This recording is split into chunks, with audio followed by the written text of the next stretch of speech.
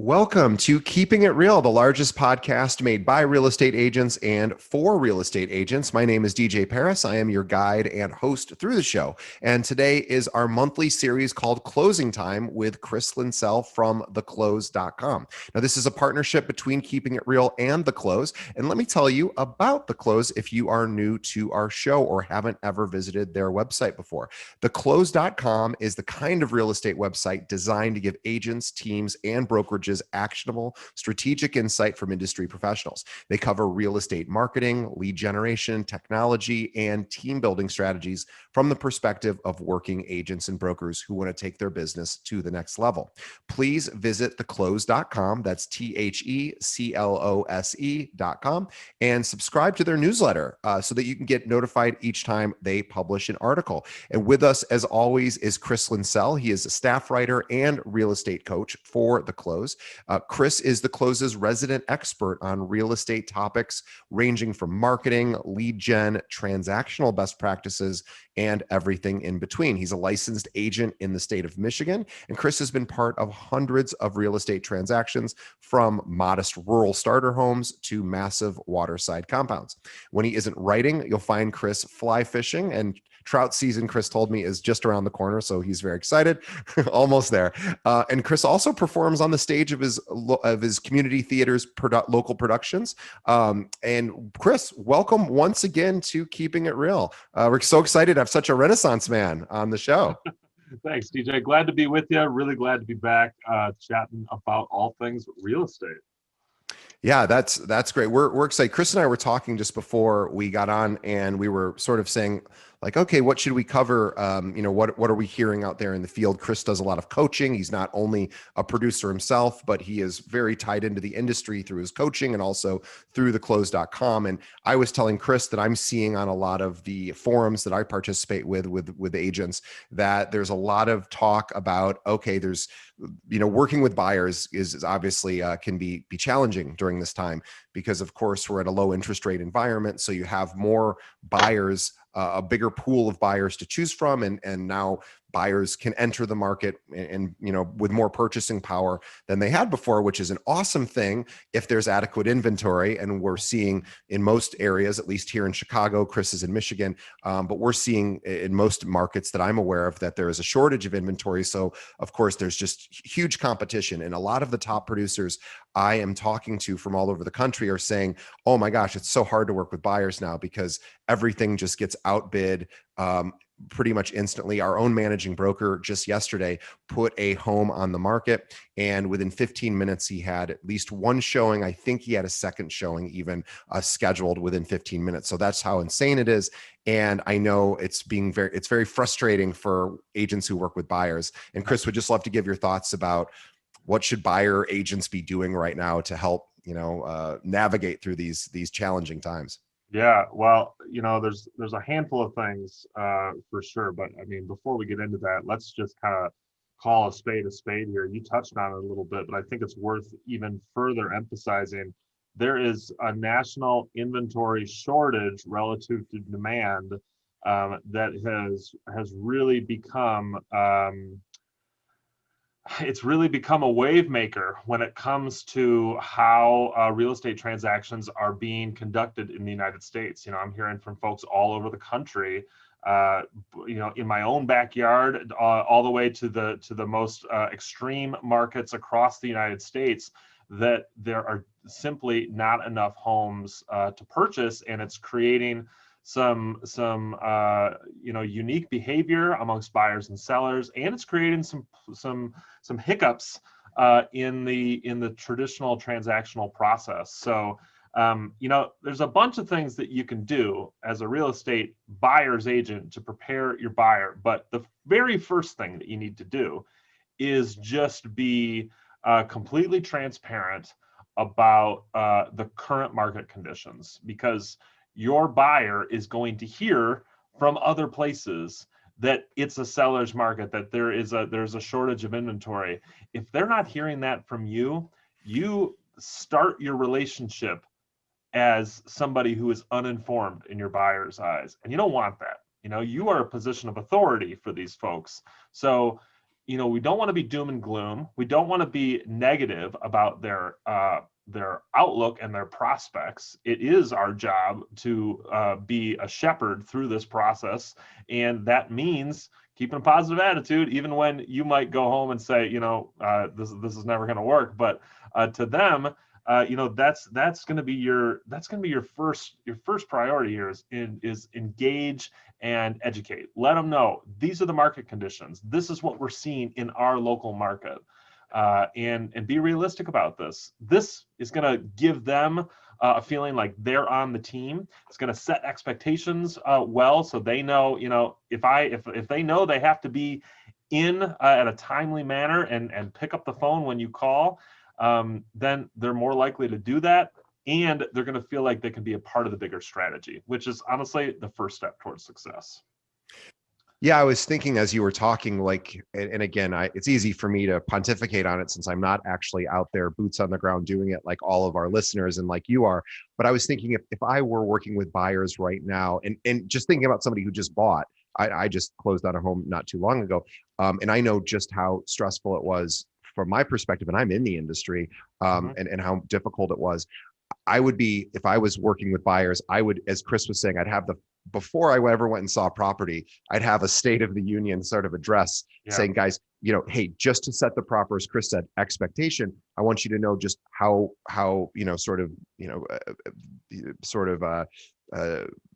busy the market is right now with buyers and how there is a shortage of available homes for sale. So what that means is when we go see a property, you might not have as much time as you maybe had the last time you purchased a property to make a decision. And, you really, and I would even say we really need to make decisions and maybe even say, there's a timeline that I recommend for currently where we're at in the market. And then I would re-emphasize that the moment they're ready to make an offer, because that's when they're most excited. They want this property, and now they're possibly about to be very let down. So that's where I would re-emphasize, hey, remember when I said at the beginning, I want to, just let you know, we're going to submit this. I'm going to stay on top of it, but there may be a lot of other offers. So just be prepared, and I think you're right. I think it's all about expectation and just managing the stress of your buyers. Yep.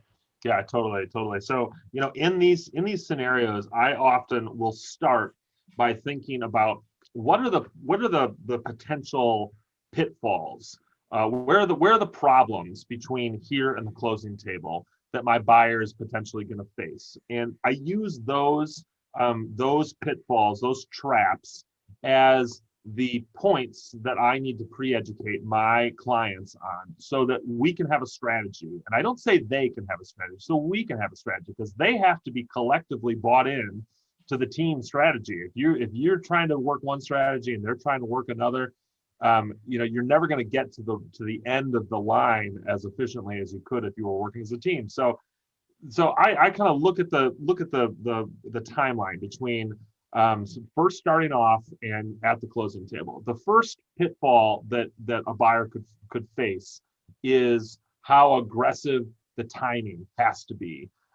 in this market. When you have a super competitive market when it comes to buyers, when a new property hits the market, you have to be ready to jump when it comes to just putting your feet on the ground in the property, just getting a showing, because more than likely we're going to see offers pretty quick on this home. And if you're not willing to write an offer sight unseen and you want to be able to see it, which is a totally reasonable expectation, you got to be ready to get in there. So, one strategy I suggest for agents on this is give your clients like a text message code that you use, like start the text message. Sometimes when you look at your phone and you can only see like the first line of a text message, establish like the code, like priority. The word priority is the one that I use here. If I need my clients to pick up and read this entire text right away, I start it with all caps priority.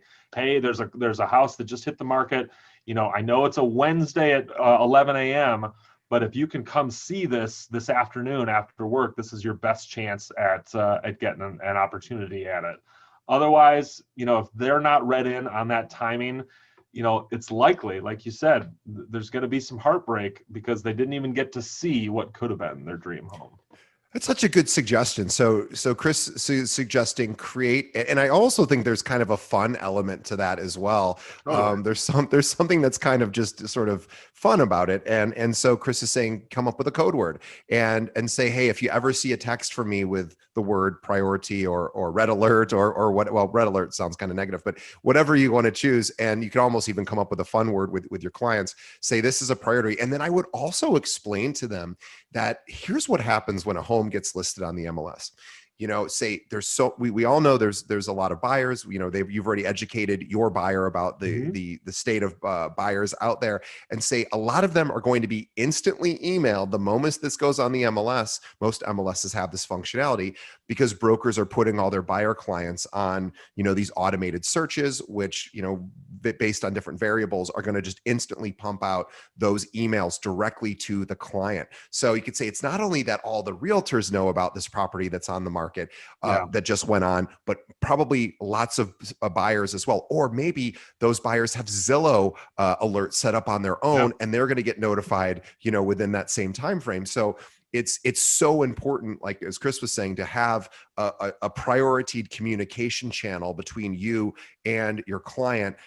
And you could get really creative like that, choosing a code word or even do it in a different way.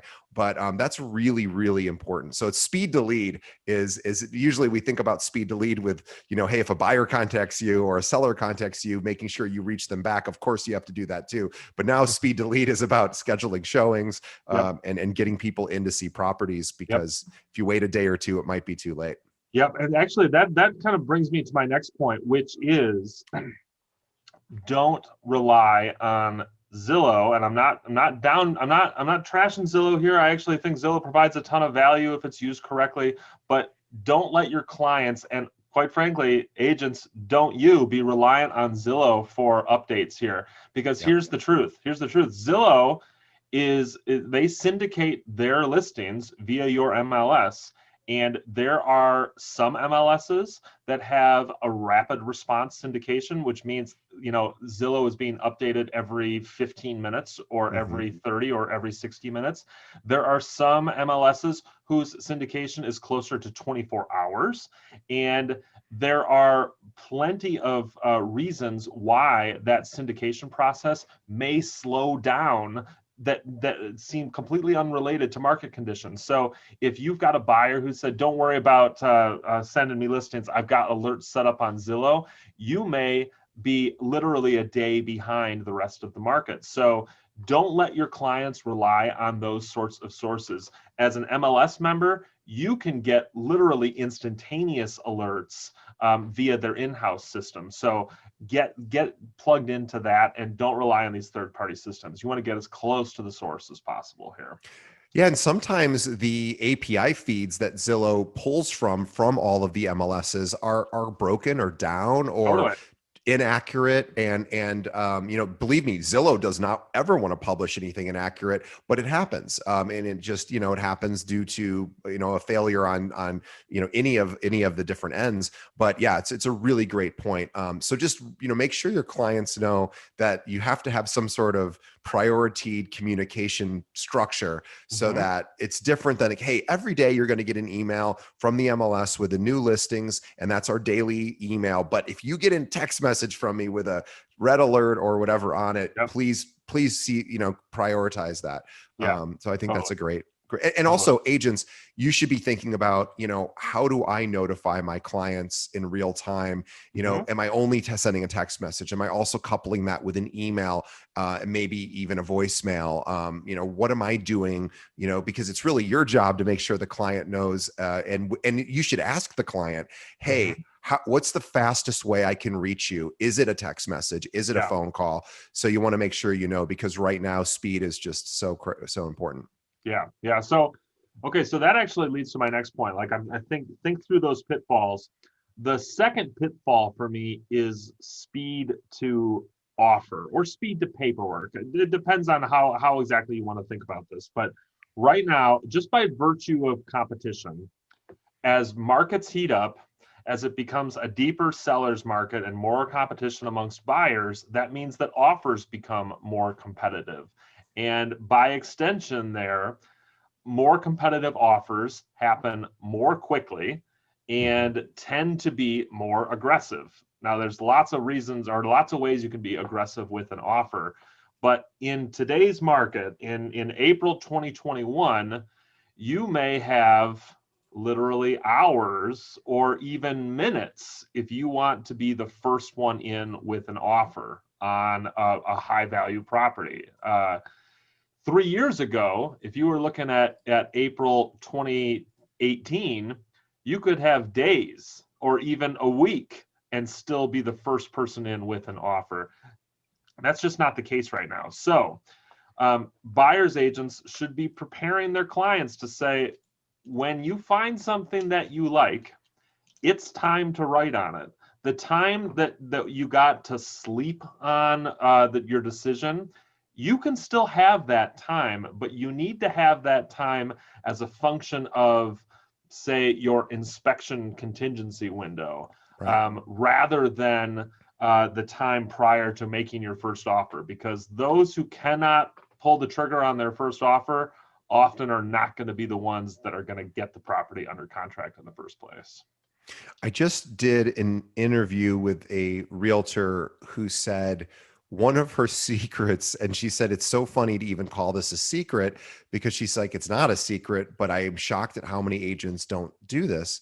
Is she said, whenever I'm working with a buyer, she says, I bring a contract with me every single showing I go to. Yeah. And it's already pre-filled. Mhm. She's like, I already have it all done. And if I'm going to see 10 places, I have 10 different contracts already filled. And I guess she must still use paper. But obviously if you're using an electronic signature service like DocuSign, Loop, et cetera, you can even possibly do it faster that way. But yeah, it's just having the expectation and telling the client, as Chris was saying, that we really do want to make a decision pretty quickly based on the market conditions. And if you are going there, have everything with you so that they can sign it if you need a wet signature, or if a .loop, make sure your phone is fully charged and in fact, we use .loop at our company. You can actually create a loop in advance. You could create a loop for every one of your showings if you wanted to, and then have everything preloaded. It'll only probably take you 10 minutes to do that. And then you could pull it up and do it. 100%. And for agents that are looking for a power up here, I suggest, because both .loop and DocuSign are technology tools that are very easily handed off to virtual assistants. Yeah. If you've got, say, a day with 10 showings in it, and maybe you've got a virtual assistant working with you, send the task of creating a loop for each of those showings, or contracts for each of those showings.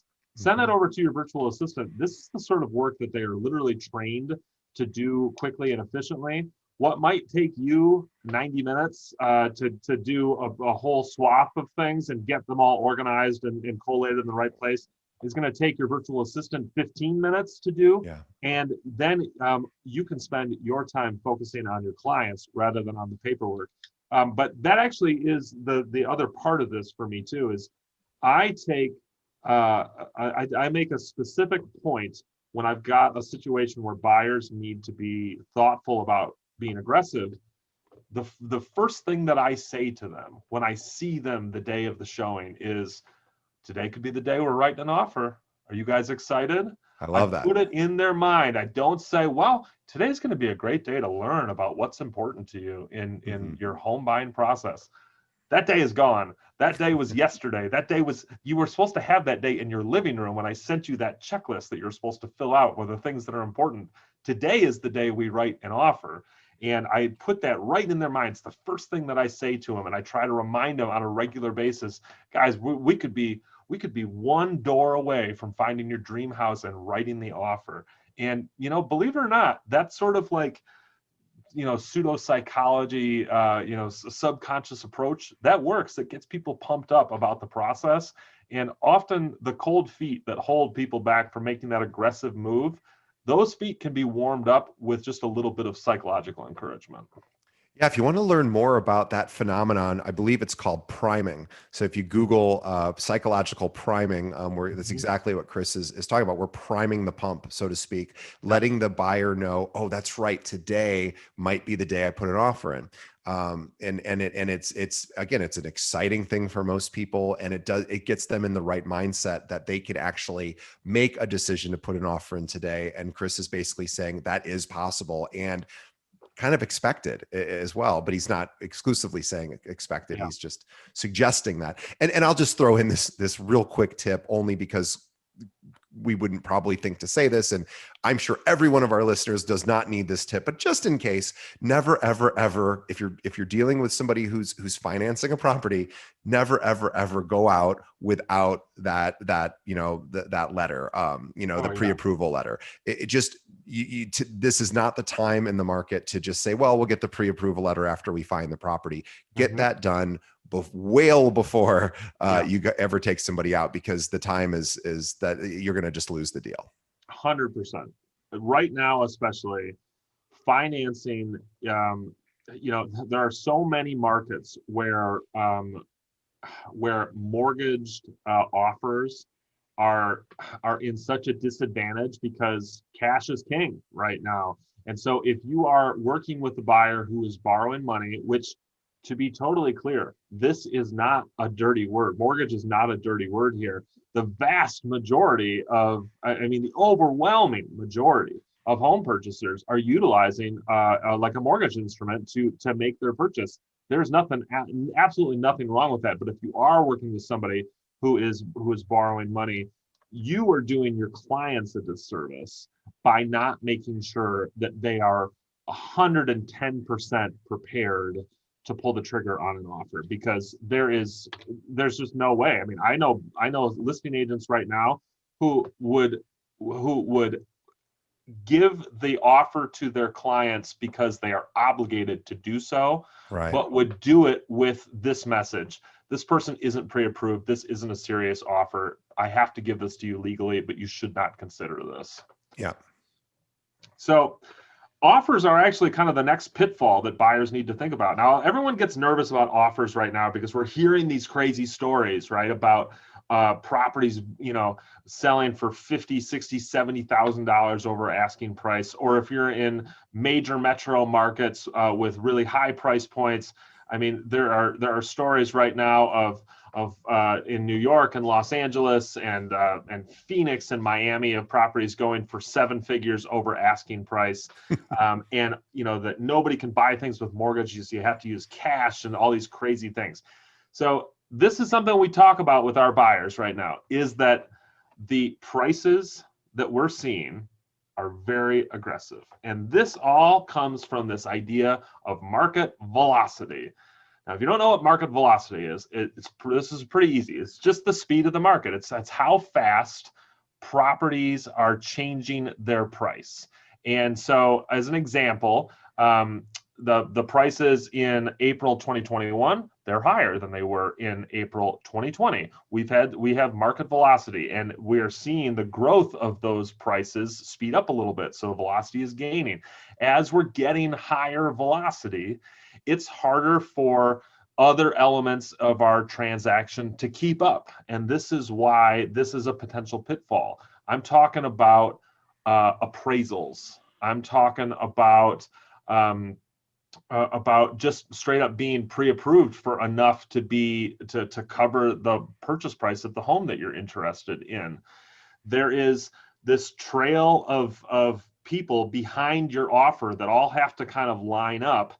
And if you need to, as a buyer's agent right now, be informing your clients to say, look, chances are you're going to need to be aggressive with price here.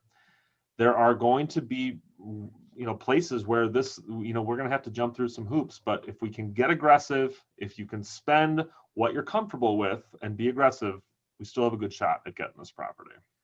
And I think this is where the pre-approval letter is so important, because Yeah. what that also primes the buyer to think, okay, I can afford up to a certain amount. And if you're working with a good lender, they'll have those conversations. And then when you're showing a property, I know psychologically, I never want to pay more than what the list price says for anything in my life, whether it's, toothpaste or obviously a home. It just doesn't feel psychologically satisfying. We nobody walks into a car dealership and says, I want to pay that sticker price. We always want to Right. wheel and deal and get a little bit of a discount or a little bit of and that's just maybe you'll get that now, but there's a good chance that there's so much competition that you might not. So as Chris was saying, part of that sort of expectation conversation is Mhm. saying, now we're going to be looking at properties, but just so you know, these homes are typically trading right now at a percentage above list, if Yep. that's the case in your market. And you Yep. need to have that conversation. So when you see 300,000, it's maybe really 320 or so. So just be prepared. But don't worry, your pre-approval letter says we're good. Yep. But because I know that psychologically I would feel a little goofy about putting an offer for more, just because I saw what the price was, and now we're exceeding that. Yeah, that's true. Now, I think it's worth pointing out here, because this might not be common knowledge for everybody. I just want to just do a quick level set on one of the issues that comes with a market like this, which is appraisal gaps. So, Yes. an appraisal gap, if this isn't a term that you're familiar with, don't worry. We're all learning this together here. An appraisal gap is when the purchase price that is agreed on by the buyer and the seller is higher than what the bank's appraiser says the home is worth. And the reason that this is a problem is the bank is using the appraisal value to determine whether or not the property is worth what the price is. And the reason that's important is the bank doesn't want to lend money for a property, lend more money for a property than what it is perceived to be worth. And one of the challenges with a market with high velocity, like we're experiencing right now, is that prices are going up so fast that appraisals can't really keep up with that, because appraisals are based on historical Right. data. There are some current market conditions that are used in determining an appraised value, but they have to determine an appraised value primarily using historical values. And so if you are looking at comps that are 6, 9, 12 months old, the market may have accelerated beyond those prices already, which is going to create this gap. And your clients are then left with a dilemma. Let's say the appraisal gap is $50,000. A bank will then say, look, we'll lend on the appraised value, but that $50,000 gap, that's going to be up to you to cover. And unfortunately, this kills a lot of deals, because most buyers don't have that sort of spare liquid assets laying around that they can cover. Maybe if it was like $5,000, that's one thing, but regularly we're talking about gaps in this sort of market that are 15, 20, $25,000 plus. Yeah, this is a major. I see this question come up a lot in some of the forums that I'm in, where people are saying, "Oh my gosh, I'm now really nervous that this isn't going to appraise out," meaning the appraised value isn't going to come within a reasonable ballpark of our contracted price, and then the deal, as Chris says, can fall apart. So I think this is where working with a good lender who can have that educational conversation with your clients before going out and buying and putting offers in is really, really helpful. And also understanding, maybe even speaking to the buyers and saying, do you have a cash reserve in Mhm. the event that Mhm. this does not appraise out? Because as Yep. Chris is saying, your data that you as the agent has access to is the MLS, and you can see historical data. And if Yep. you're using maybe the last handful of months, then maybe that's a reasonable, or maybe it isn't reasonable. I don't know, Mhm. but that's really all the data you have. Yeah. And that's where communication is also really important with the other agent, the listing agent, and making sure that you're sort of aware of what's going on. Because what we're seeing is some of these large offers that are way above list price, a lot of them tend to be cash only offers because they don't have to worry about appraisals and they see some sort of future benefit for overpaying, or what we might think is overpaying today, especially in investment properties. We're seeing almost exclusively those scenarios happening across the country. So you're getting a lot of cash buyers who are just willing to outbid you because they don't really have to worry so much about the appraisal, or really at all. Yeah. But they know you do. Yeah. So it's also a tactic for them to win properties. Yeah. So and let me also kind of add in here, the appraisal gap in other markets, like in a non-sellers market like we're facing right now, is actually can be an advantage for the buyer and not for the seller. And the reason here is, the seller has a vested interest in the property closing too. They want Sure. they want to get their money. They want to move on to their next home, their next spot, whatever it is. And so an appraisal gap is a problem for the seller as much as it is for the buyer. In a balanced market, it's Sure. more of a problem in a buyer's market. So one thing that buyers and buyers agents should keep in mind right now is an appraisal gap isn't necessarily the end of your transaction. It often is right now, but what you can do here, buyers agents, is you can evaluate the market, and you can say, collectively on behalf of your buyer, you can say, look, we have two parties that want to make this purchase. We have offered a certain amount. The bank has determined, and that's the key here. You say the bank, not us. It's some other third party that has determined that this price won't work. What can we do to negotiate this contract so that our price can come down in order to meet the needs of the bank, but you can still feel like you're being fairly compensated for your property?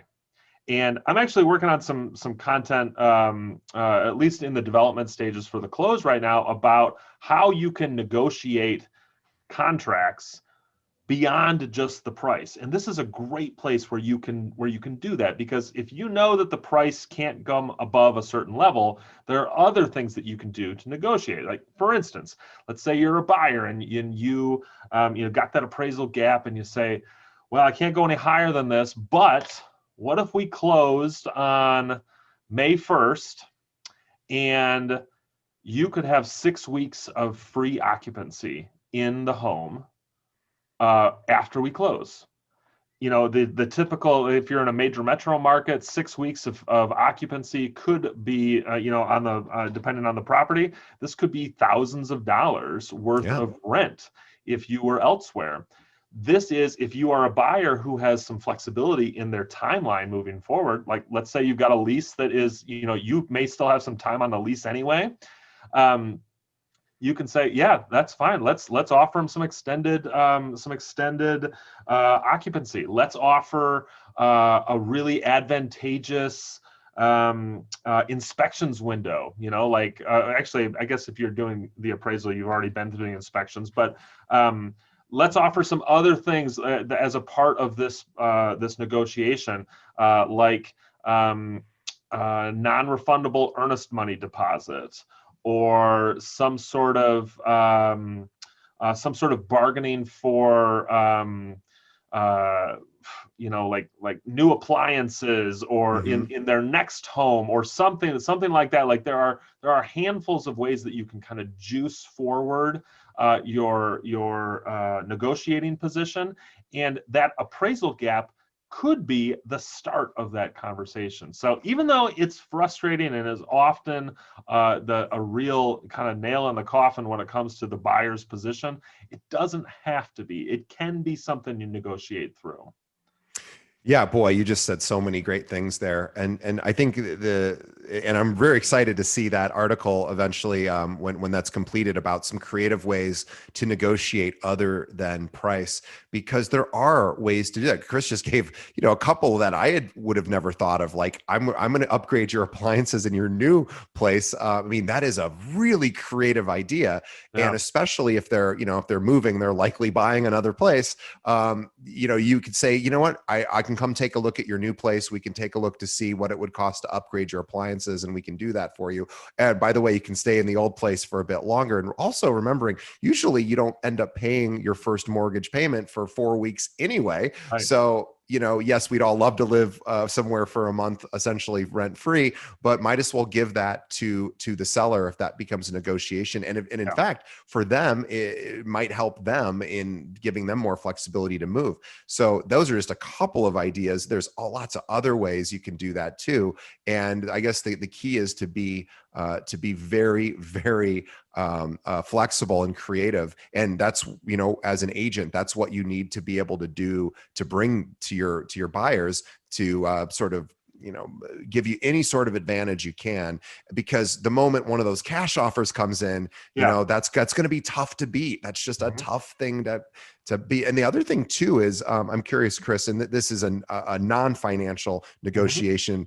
It's not even a negotiation tactic. It's just back to prior to just submitting an offer, is I've heard of agents who ask their clients to write a little cover letter about how much they love the home, what they like about it, and just submit that along with the cover letter. It's probably the only one they're going to get. If they get multiple offers, maybe you could even help write it for your client with their permission and have them sign it and say, hey, I just want to let you know, this is how much my clients love this property.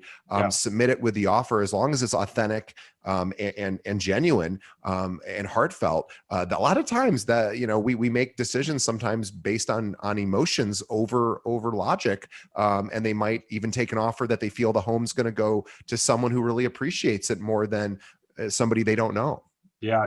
That the buyer love letter strategy is one that is out there, and it is honestly, it's pretty effective when you're dealing with single family transactions, like consumer to consumer. Where I will say that buyers need to temper their expectations with here is, honestly, and I don't mean to paint all investors or income property owners with the same brush here, but if you are buying your property from somebody who doesn't have an emotional investment in the home itself, like say somebody who is selling a home that they just use as an income property, for instance, those love letters are not necessary. Because these folks, honestly, I'm sure, again, don't want to paint them all with the same brush here, but they couldn't care less whether or not you can envision your kids running in the front yard. Right. They only care about whether or not the ink at the bottom of the page is red or black. So, just kind of temper some expectations on that. And actually, that kind of leads to the last thing, the last pitfall that I always caution buyers to and want to get a strategy towards, which is we need to be ready with our end game should everything go forward. And here's what I mean by that. Let's say you put in the offer, you make it through the negotiation process, you get it under contract. Great. You make it through inspections. Maybe there's a couple of small things here, one thing that the seller's going to fix. Other than that, looking good. Fantastic. Make it through appraisal. Hallelujah. We made it. After that, the last big hurdle is to just get to the closing table, to get, allow the title company to do their research and to get all the documents in order, and then to get to that closing table. I am shocked and appalled at how many transactions sit in limbo between post-appraisal and the closing table, and how many transactions I hear about that don't get completed even after they've done the hard work.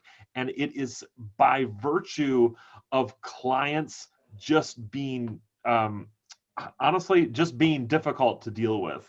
Sure. If you are a buyer client right now, you have no legs to stand on. Don't be persnickety about when you close on the property. Don't put up a big fight about whether it's a virtual closing or around the table closing. You have no horse in the race here. You want to get the keys in your hand here. So buyers, this is I'm telling you, buyers agents right now, the message you need to communicate to your clients is, I've got it from here. All you have to do is sit back. I'll tell you when to be where. Other than that, just let me handle it. Because The buyer at this point is experiencing a lot of emotion. They are experiencing, they're about to go through one of the biggest moments of their life financially and otherwise, honestly. These are not the kind of people in the kind of state of mind that you want planning the party. You are the professional party planner here. You handle all the details. Don't let the client talk to the title company. You talk to the title company. Don't let the client schedule the final walkthrough with the seller's agent. You schedule the final walkthrough. You've got to be the captain of the ship to get it across the finish line. Otherwise, you end up like that ship in the Suez Canal where you're just jammed in there and nobody's doing anything. Well, thankfully that ship, I believe, has been completely Yeah. dislodged. But if we were following the news, we know how that really, to go off Chris's example, there really was a major problem for trade and commerce and Huge. transportation and logistics for the entire world. Really, sort of in some ways, kind of came to a standstill for a few days. That's the same thing that can happen, and not only it's worse than that, right? Because you can lose a deal, or you could just piss off the seller enough to now all of a sudden the seller's like, you know what, I have 5 other offers, and you know what, I'll start the process over again just to make my life a little easier because I have so much opportunity. So Chris is right. You really have to be careful that your clients, the same negotiation strategies they might have used at the last minute when buying a property. It's not that you can't do some of that. You just have to be really cognizant of how far you can push the seller, because you just don't want to push the seller too far right now. They have too much power. Totally. And it is just, honestly, I mean, if we're just kind of like in all seriousness, our fiduciary responsibility is to the well-being of our clients, and the well-being of your clients includes getting you across the finish line here. You're not negotiating for an extra $50 in rent. You're negotiating for the sale or the purchase of the home here. So be thoughtful about setting those priorities, and for goodness sake, like, you be the captain here. Let your clients know that this is what you are a professional in. This is what you're trained to do here. I mean, I wouldn't let if I'm a doctor, I'm not going to let a passionate family member operate on their son or daughter just because they really care about it here. I'm going to let the person who's actually been trained to do it here use the same mentality here. Yeah, you need to really establish yourself as the knowledge source, and if you handle everything for your client, they're less likely to seek out their own information. Not that they shouldn't, but as the only means of getting across that finish line. You want to be so professional and so knowledgeable that you are like, here are the steps, here's where we're at, here's what happens next, here's what emotions might come up, here's what pitfalls might come up, and then they can breathe a sigh of relief, which, because they're already stressed out. It's a purchase. It's a major financial purchase for almost everybody for a primary residence, right? This is a big deal. Even if it's the 5th time they've bought a home, it's still a huge, huge deal. So even though they may have been through it before, those emotions come bubbling up, and people typically only move every 7 years or so, maybe longer. So the reality of it is we all forget what it's like every time we do it as a buyer, and also as a seller. So you need to be that expectation setter. So Chris, this was awesome. What a great jam-packed episode. We are such big fans of Chris. We always promote theclose.com, which of course we will always continue to do. But Chris, is there any way else that people can follow your thoughts? Because you have just a lot of opinions. They're always well thought out, well researched, well informed. What's the best way? I know you are on Twitter and also Instagram. Do you want to promote any of those as well? Yeah, totally. In fact, I'm really glad you asked. I want you to go to YouTube and check out The Close. Has a great YouTube channel. We do have other people who contribute to it occasionally, but for the most part, it's just good old me. If you like watching this podcast and seeing my beautiful bearded face, you can get a ton of that over on YouTube. You can find it super easy. Just search The Close Real Estate and you'll get it there. We just dropped a video today, actually, all about real estate scams, the most persistent and pernicious real estate scams, and what you can do to protect your clients from them. So I had a lot of fun making this video. This is a really interesting topic. We have a ton of stuff on there, including long form walkthroughs of technology products, reviews of CRMs, all sorts of stuff. So check it out over on YouTube, theclose.com. We're everywhere, baby. You got to start following us there too. Yeah, I just hit the subscribe button. So if you go to YouTube, you just do a search for The Close. You'll see their channel. It's their logo is a red background with a white C that's slightly italicized. Yep. And Chris has got tons of great videos here, and so everyone needs to subscribe. You can also get to the YouTube channel from theclose.com. Yeah. But yeah, subscribe and watch some of these great videos and pay attention to Chris. And then Chris, is there anywhere else where people should follow you? Yeah, you can find me on Twitter. I'm there, Linsell Chris, but you can just search my name, Chris Linsell, on there. You can find me on LinkedIn. Those are the places that I'm probably most active. But also, I love engaging with our Facebook audience on the Close's Facebook group. We have a group called the Close Real Estate Agents Mastermind Group.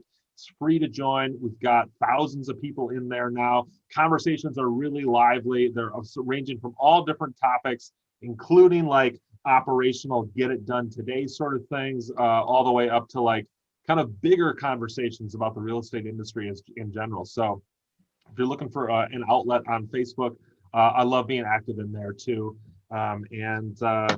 Yeah, there's just unlimited potential to hear my thoughts on things on a platform. Well, we're grateful to have one of those channels Sure. to dedicate to your voice, because it's an important voice, it's a knowledgeable voice, and I know our audience appreciates it. So we're gonna say goodbye to Chris, but we will see him again next month. We'll also say thank you to all of our listeners and viewers. We so much appreciate your dedication to our show. We love the feedback we get from you, and we are just eternally grateful for you sharing the message of this podcast with other agents. So please tell a friend. Think of one other agent and send them a link to our show, or just have them pull up a podcast app and do a search for Keeping It Real. Either way, they can find us pretty easy, and turn them on to the show, help them become successful. We'll continue to help you become successful. So Chris, thank you so much, and we'll see you next time. Thanks, DJ. Can't wait.